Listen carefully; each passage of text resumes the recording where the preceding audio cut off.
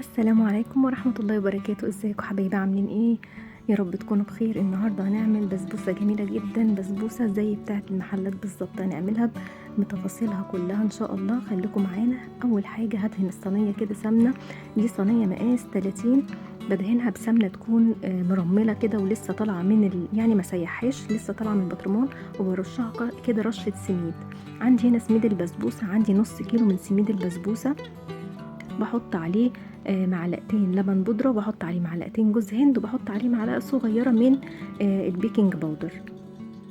بقلب كل الخليط في المواد الجافة كده مع بعض، وكمان بحط عليه معلقتين سكر. مش عايزة اكتر السكر علشان ما يبقاش السكر بتاعها جامد جدا. هبتدي بقى احط السمنة عليها كده بالشكل ده، نص كوباية سمنة سايحة، سمنة بلدي بتدي ريحة حلوة وطعم جميل. ونقلب كده الخليط لحد لما السمنة توصل لكل الحبات البسبوسة بالشكل ده.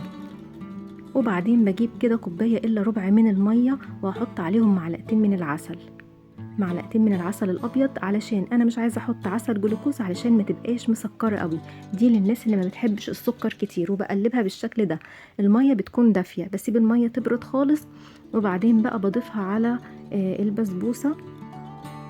كمان بحط فانيليا سايله، لو ما عنديش فانيليا اللي هي العاديه هحط بقى فانيليا سايله مع الميه. هجيب بقى الميه كده واحطها على البسبوسه بالشكل ده، وهقلبها، ما اقلبش فيها كتير علشان ما تبقاش معجنه وتعمل كده عرق. عايزاها تبقى مبسوسه كده وزي البسبوسه بتاعه الحلواني بالظبط. هنقلب كده بالشكل ده، وبعدين هحطها بقى في الصينيه بتاعتنا. هنحطها بقى في الصينيه بالشكل ده، وهنفردها بالشكل ده، ونحاول نخليها مسوية، ما نخليش حتة واطية وحتة عالية علشان تبقى مسوية كده. وعلشان البسبوسة ما تشققش ببل ايدي مية، وبروح مسويها بايدي بالشكل ده زي ما احنا كده شايفين. بحاول كده اخليها ناعمة كده، وادخل كده الاحرف كده تبقى مسوية جدا علشان ما تشققش. بكون مسخنة بقى الفرن على درجة حرارة 240. بحطها بقى في الرف الاوسط، وكمان بحط عليها اي نوع مكسرات انت حابه، وبضغط عليها بالشكل ده. معلش اللقطه دي راحت مني. وبعدين بقى بدخلها الفرن. دلوقتي بقى هنعمل الشربات بتاع البسبوسه. عندي هنا كوبايه ونص سكر، وعندي كوبايه ونص ميه، ونص ليمونه.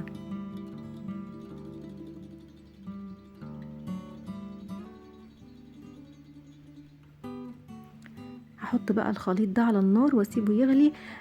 بعد الغليان كده هسيب يغلي ب5 دقايق، وبعدين بحط الفانيليا في الاخر خالص، وبحط عليه معلقة من السمنة. شربات البسبوسة بيكون سخن، والبسبوسة كمان بتكون سخنة. اول ما بتطلع البسبوسة من الفرن بروح حاطة عليها الشربات، هسقيها بالشربات بالشكل ده زي ما احنا شايفين كده. وبسيبها تتشرب بقى الشربات كله، هي بتشرب الشربات. وبعدين بغطيها علشان تبقى طرية.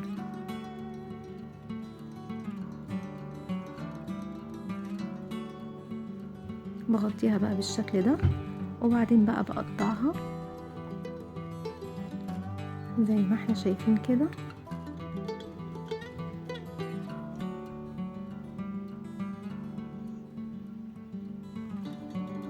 البسبوسة حلوة جدا ومرملة، وفي نفس الوقت مش مفرفتة، يعني هتاخديها كده قطعة كاملة حلوة جدا. وكمان سكرها خفيف للناس اللي ما بتحبش البسبوسة اللي سكرها تقيل. بتمنى الوصفة تعجبكم. لو عجبتكم الوصفة متنسوش لايك وشير.